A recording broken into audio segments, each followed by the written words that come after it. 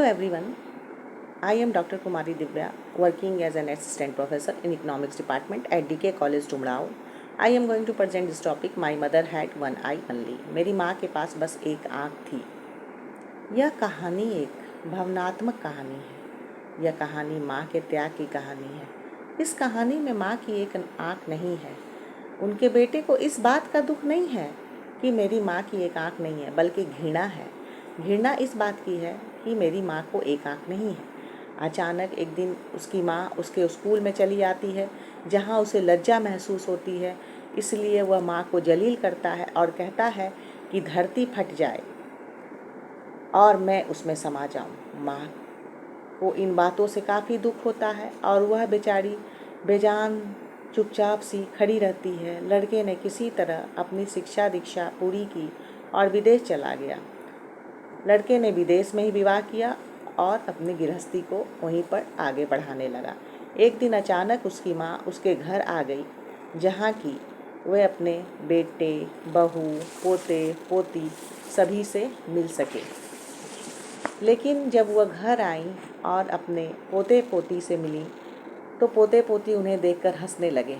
इस पर उनका बेटा बहुत क्रोधित हुआ और उन पर चिल्लाने लगा और कहा कि तुम यहाँ से निकल जाओ, तुम मेरे बच्चों को डराने आई हो। माँ बेचारी चुपचाप सी खड़ी थी।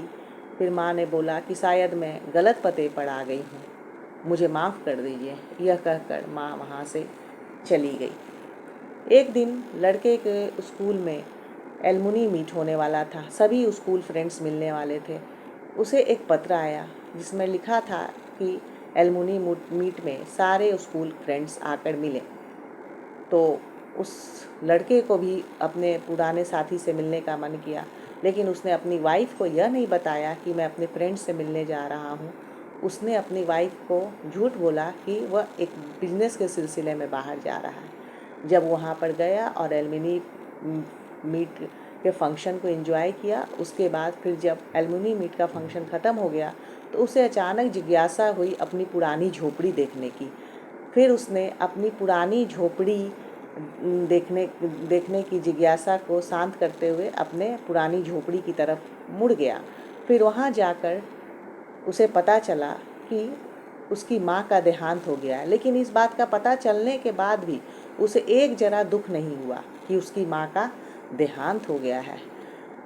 तब उसे किसी पड़ोसी ने एक पत्र दिया और बोला कि मरते समय तुम्हारी माँ ने तुम्हारे लिए यह एक पत्र छोड़ के गई हैं। यह पत्र जब उसने खोला तो उसमें सबसे पहले ऊपर में लिखा हुआ था, मेरे सबसे प्यारे बेटे, जब तुम यह चिट्ठी पढ़ोगे तब शायद मैं इस दुनिया में नहीं रहूँगी और मुझे इस बात की खुशी है कि आज तुम जो दुनिया देख रहे हो वह मेरी ही आँखों से इस दुनिया का अवलोकन कर रहे हो।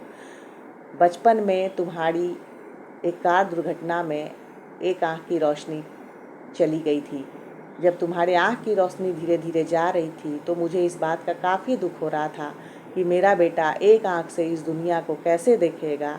मेरे बच्चे, मेरे प्यारे बच्चे, मैंने तब तुम्हें अपनी एक आँख उस समय दे दी थी और आज मुझे खुशी है कि तुम आज उसी आँख से इस दुनिया को देख रहे हो।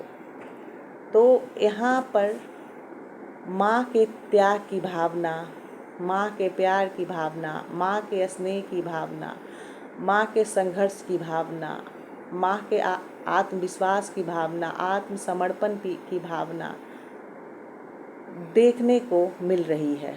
किस तरह से माँ ने अपने बच्चे को अपनी एक आँख दे के उसका जीवन पूरी तरह से संवार दिया और वह बच्चा हर बार अपनी माँ का तिरस्कार करता रहा, हर बार अपनी माँ को भला बुरा कहता रहा।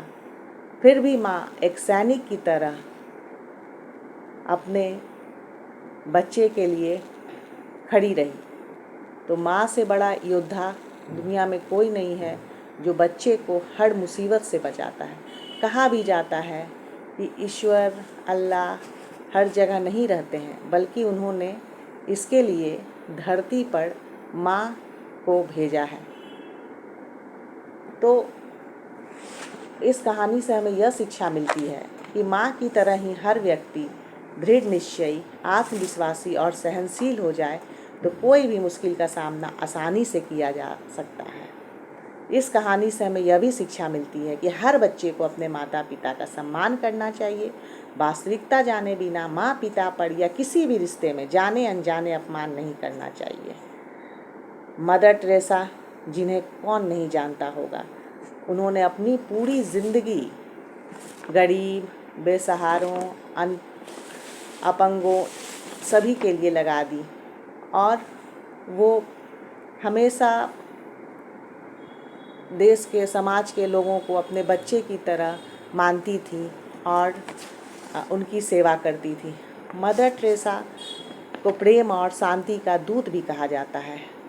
आज भले ही मदर टेरेसा हमारे बीच नहीं है, लेकिन उनकी विरासत आज भी जीवित है। उनके विचार लोगों के जीवन को सही तरीके से जीने की कला सिखाते हैं। इसी तरह एक और कहानी जो कि थॉमस एल्वा एडिसन की है, जो कि एक महान आविष्कारक थे। उन्होंने बल्ब से पूरी दुनिया को अंधेरे से रोशनी की ओर ले आया। थॉमस एल्वा एडिसन, जो कि एक महान वैज्ञानिक थे, बचपन में उनको स्कूल के टीचर ने बुलाया और एक लेटर दिया और कहा कि जाकर यह लेटर तुम अपनी मदर को देना। जब थॉमस एल्वा एडिसन घर पर आए, अपनी मदर को वह लेटर दिए तो उनकी माँ वह लेटर देके फूट फूट कर रोने लगी। तब उन्होंने बोला कि माँ तुम क्यों रो रही हो? तो माँ ने कहा कि बेटे ये तो खुशी के आंसू हैं। तो फिर बेटे ने पूछा माँ इसमें क्या लिखा है? तो माँ ने बताया बेटे इसमें यह लिखा है कि आपका बेटा बहुत ही तेज बुद्धि का है। हमारे पास टीचर्स की ऐसी क्वालिटी नहीं है कि जो आपके बच्चे को पढ़ा सके। उसके बाद माँ ने बोला कि स्कूल वाले तुम्हें अब स्कूल में नहीं पढ़ा सकते हैं क्योंकि उनके पास इतने अच्छे टीचर्स नहीं हैं और तुम बहुत ज़्यादा तेज हो, तो तुम्हारी शिक्षा दीक्षा अब घर में ही चलेगी। तो माँ ने बच्चे को खुद ही पढ़ाया और पढ़ाकर एक महान वैज्ञानिक बनाया। थॉमस एल्वा एडिसन एक दिन जब महान वैज्ञानिक बन चुके थे और तब तक उनकी माँ का देहांत हो गया था, माँ के कमरे की सफाई के दौरान उन्हें वह पत्र मिला जिसमें लिखा था कि आपका बेटा बहुत ही निम्न मंद बुद्धि का है, इसकी पढ़ाई की श्रेणी बहुत ही निम्न है, हम इसे नहीं पढ़ा सकते हैं, इसीलिए इसे आप घर पर ही रखकर पढ़ाएं। तो जब वो लेटर थॉमस एल्वा एडिसन पढ़े तो वो अंदर से बहुत गर्वित हो गए और एक ही शब्द उनके मन में शायद उस समय गूंज रहा होगा कि मेरी माँ आज मुझे क्या से क्या बना दी। हम देख सकते हैं कि माँ ने एक मंद बुद्धि बच्चे को किस तरह अपने आत्मविश्वास से, दुनिया समाज के तानों से, हर जगह से जूझते हुए अपने बच्चे को एक महान वैज्ञानिक बना दिया, जिसे आज हर कोई बच्चा उन्हें जानता है।